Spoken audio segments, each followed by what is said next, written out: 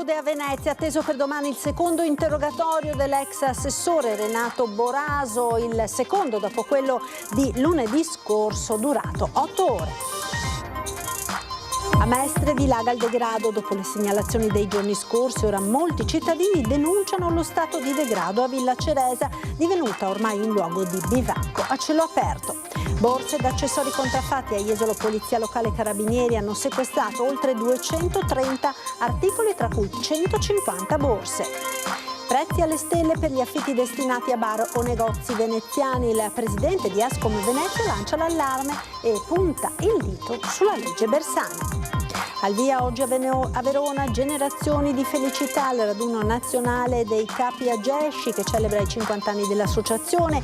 Nel capoluogo scaligero arrivati scout da ogni parte d'Italia. Si sono conclusi con esito positivo i lavori di adeguamento dello stadio Penso per poter ospitare le gare casalinghe del Venezia nel massimo campionato di Serie A di calcio. Riunione in prefettura per stabilire le linee guida del piano di sicurezza che entrerà in vigore durante la mostra del cinema. L'impostazione generale sarà quella dell'anno scorso. Buonasera, ben ritrovati con l'edizione di Venezia dei nostri telegiornali. La cronaca giudiziaria in primo piano, inchiesta Palude a Venezia, atteso per domani il secondo interrogatorio dell'ex assessore Renato Boraso dopo quello di lunedì scorso, durato 8 ore. In questo momento preferiamo non fare dichiarazioni e aspettare, farci sentire, confrontarci con i pubblici ministeri. Bocca cucita in attesa dei prossimi 2 interrogatori in procura a Venezia da parte del legale dell'ex assessore comunale Renato Boraso, l'unico ancora in carcere, quello padovano, dell'inchiesta Palude. Il primo lunedì scorso, durato circa 8 ore per rispondere ai 12 episodi di corruzione contestatigli. Accuse che Boraso ha studiato punto per punto durante questo mese di detenzione in carcere per portare la propria versione dei fatti. L'obiettivo della difesa infatti è quello di smontare le ipotesi della procura di aver garantito a imprenditori amici gare ad hoc e provvedimenti urbanistici favorevoli. Secondo l'accusa, l'ex assessore avrebbe emesso fatture per consulenze professionali ritenute invece inesistenti attraverso alcune delle sue società. Intanto il GIP ha accolto l'istanza presentata dai difensori dell'imprenditore Marco Rossini, i quali hanno fatto presente che si è dimesso dalla carica di amministratore della sua società, decidendo dunque che gli arresti domiciliari nella sua casa di Mogliano potevano essere sostituiti con la misura cautelare dell'interdizione dall'attività imprenditoriale e il divieto di contrattare con la pubblica amministrazione per 12 mesi. Secondo il giudice dunque questa misura è sufficiente. La pensava diversamente la procura, che aveva dato parere contrario all'attenuazione della misura cautelare, osservando che le condotte emerse a carico del 59enne attestano, si legge, un suo costante ricorso all'assessore Boraso per assicurarsi che la sua azienda ottenesse l'assegnazione di lavori pubblici di competenza di società partecipate dal Comune di Venezia. 2 bambini ed un operaio feriti. È il bilancio dello schianto avvenuto la scorsa notte verso le 4 sul passante all'altezza di Spinea. Un'auto con a bordo 4 adulti e 5 bambini di origine medio orientale è piombata contro il furgone in sosta di una squadra di operai che lavoravano in un cantiere aperto. Dall'auto è sceso un uomo che ha scavalcato la recinzione autostradale fuggendo per i campi, mentre un'altra persona ha tentato di allontanarsi ma è stata bloccata dagli agenti della Polizia Stradale di Mestre, che ora sta indagando sulla dinamica del tamponamento ed il motivo della presenza sul territorio degli occupanti dell'auto con i 5 bambini. Sembra che il fuggitivo fosse armato di taglierini o coltelli. Ed ora torniamo a Mestre per parlare di degrado. Dopo le segnalazioni dei giorni scorsi, ora molti cittadini denunciano un nuovo stato di abbandono anche a Villa Ceresa, diventata luogo di bivacco a cielo aperto. Dopo gli atti vandalici dei mesi scorsi, ora Villa Ceresa è diventata luogo di bivacco per gli sbandati, che addirittura si portano materassi ai propri cani e utilizzano la fontanella per lavarsi o rifornirsi di acqua anche arrivando dall'esterno. A poco sembrano essere serviti gli sgomberi messi in atto nei giorni scorsi nei punti nevralgici mestrini dalla polizia locale nell'ambito del progetto Oculus, perché denunciano i residenti, gli sbandati tornano e la situazione non cambia. Proprio ieri mattina c'è stato uno sgombero, c'erano delle pattuglie della polizia locale, ma dopo da un paio di ore ritornano. Sempre peggio perché la gente non sa, questi soggetti qua vengono sgomberati e da una parte si spostano dall'altra. Sono gli ospiti che vengono qui in via Giustizia, di fianco alla carrozzeria moderna di Paolo, che vengono portati dai servizi sociali e dopo li lasciano in mezzo alle strade, li lasciano. La situazione a Villa Ceresa, poco distante dalla carrozzeria e dal ristorante di via Miranese, presi di mira continuamente dagli sbandati, è allo sfascio,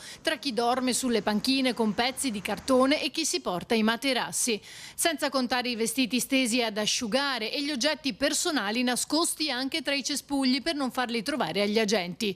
E poi sporcizia, siringhe, escrementi. Sembra che non si voglia risolvere il problema alla radice. Va trovata una soluzione, va trovata una soluzione assolutamente. La situazione di Villa Ceresa è particolarmente complessa anche perché da anni si rimpallano le responsabilità sul suo destino, che al momento sembra essere ormai solo quello di un luogo da bivacco. L'assessore comunale alla sicurezza Elisabetta Pesce però rassicura. La polizia locale dice sta lavorando e nel caso in cui si ripresentassero nuove intrusioni risponderà in modo tempestivo come è sempre stato fatto.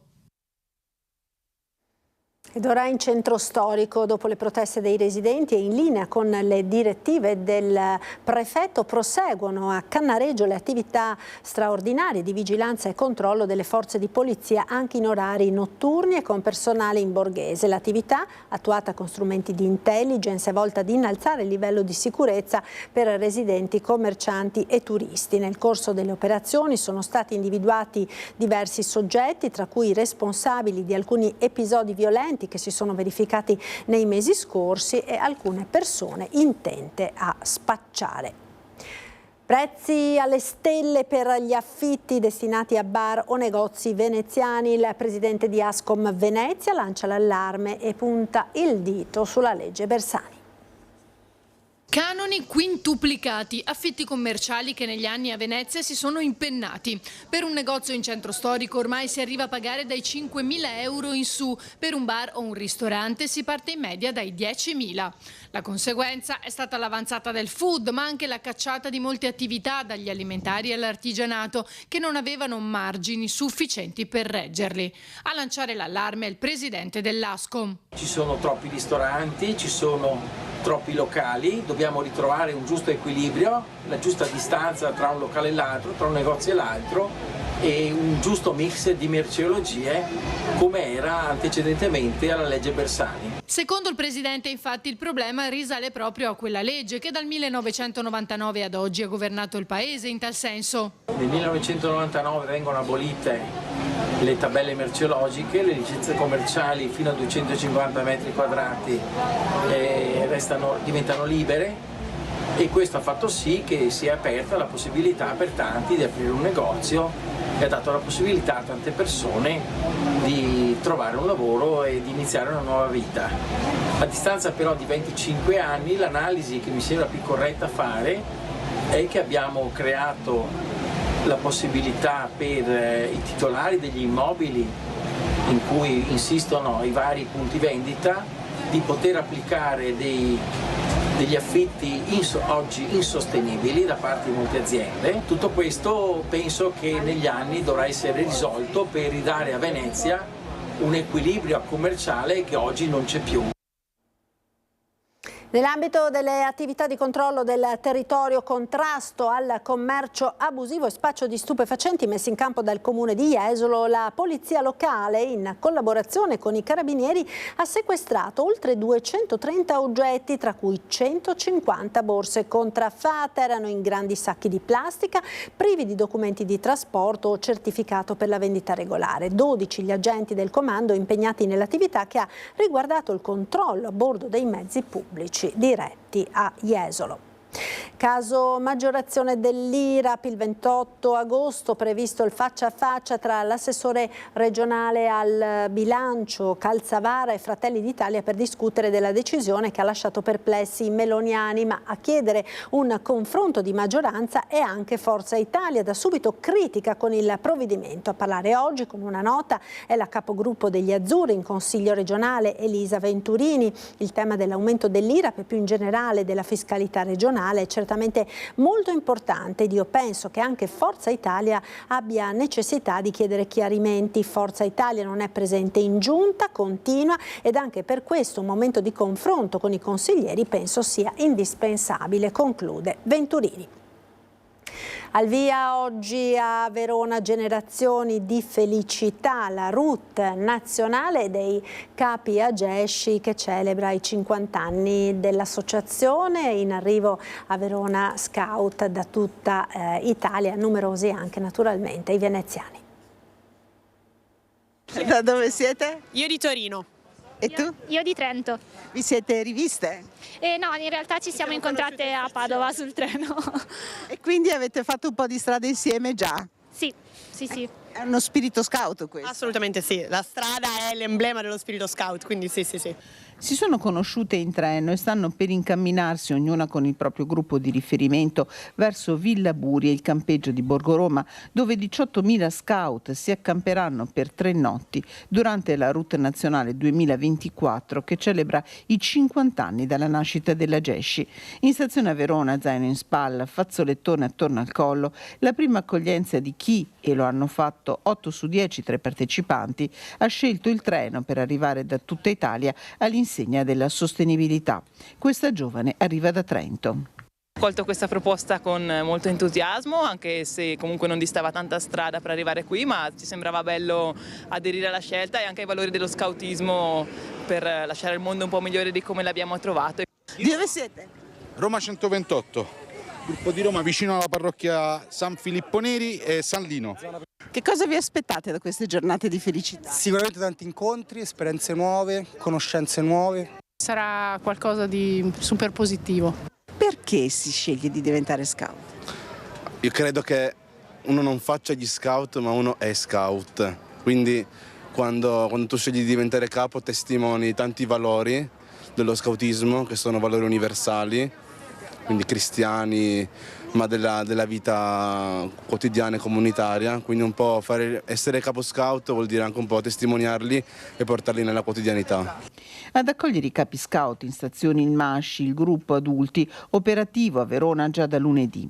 Noi siamo qui per accoglierli, per dare indicazioni, appunto per dare le prime informazioni e poi loro si avviano ai loro sottocampi. Generazioni di felicità è proprio, io l'ho vissuto da bambino fino ad oggi, si genera felicità vivendo lo scoutismo. Lo scoutismo è conosciuto per i bambini o i grandi in pantaloncini corti che dormono in tenda, fanno altre miliardi di cose che li rendono partecipi di questo mondo.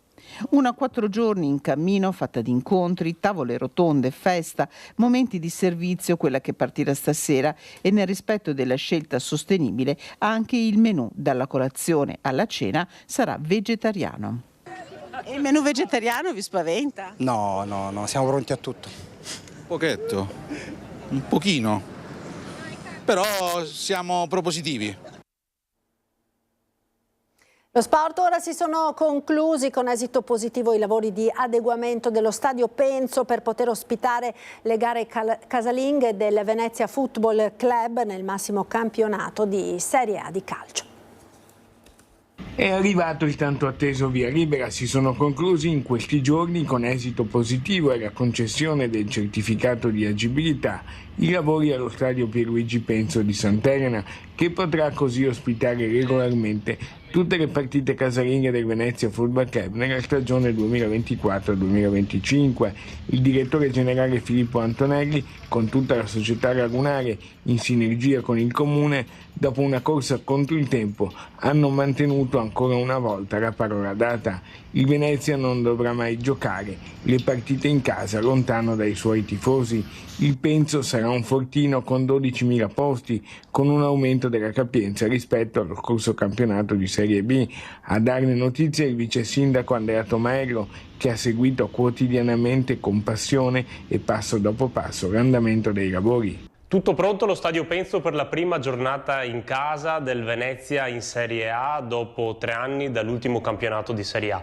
Il 30 agosto si potrà giocare allo Stadio Penzo come promesso, gara interna contro il Torino alle 6:30. Sono stati terminati i lavori a carico del Venezia Calcio in collaborazione con il Comune per ristrutturare, ammodernare e mettere in sicurezza lo Stadio Penzo secondo le ultime normative. Sono stati aggiunti 800 posti in più per raggiungere la capienza minima di 12.000 posti. Tanti interventi e migliorie nello stadio più vecchio, romantico, suggestivo del mondo, dal fascino ineguagliabile di tutta la Serie A. Sono stati sistemati anche i tornelli d'ingresso e soprattutto rimodulati gli ingressi per i tifosi ospiti per evitare scontri come ci sono stati lo scorso anno. Sono stati fatti interventi importanti che permettono così al Venezia Calcio di giocare in casa il campionato di Serie A ed evitare di andare fuori casa per poter fare il campionato.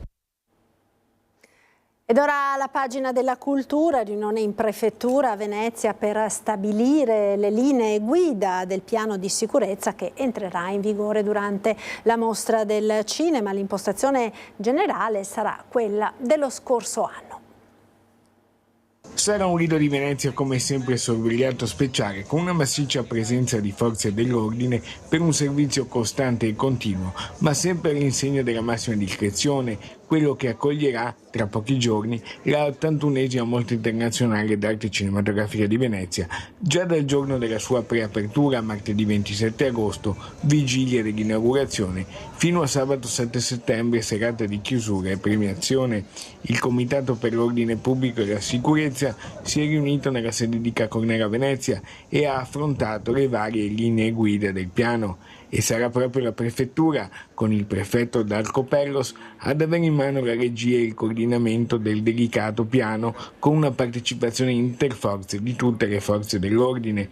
L'area della Cittadella del Cinema sarà presiedata 24 ore su 24, con banchi di accesso e interamente pedonale il lungomare Marconi nel tratto tra via Angelo Emo e via delle Quattro Fontane. Anche dal cielo, come l'anno scorso, ci saranno riprese girate poi alla Smart Control Room del Tronchetto per eventuali opportuni controlli. Per ragioni di sicurezza sarà interdetto anche il traffico acqueo, salvo ai mezzi autorizzati nell'area della Cittadella del Cinema. Così il Lido si prepara ad accogliere i divi, ma anche i loro tanti fans e ospiti. È tutto da Venezia, grazie per essere stati con noi, a tutti una buona serata, arrivederci.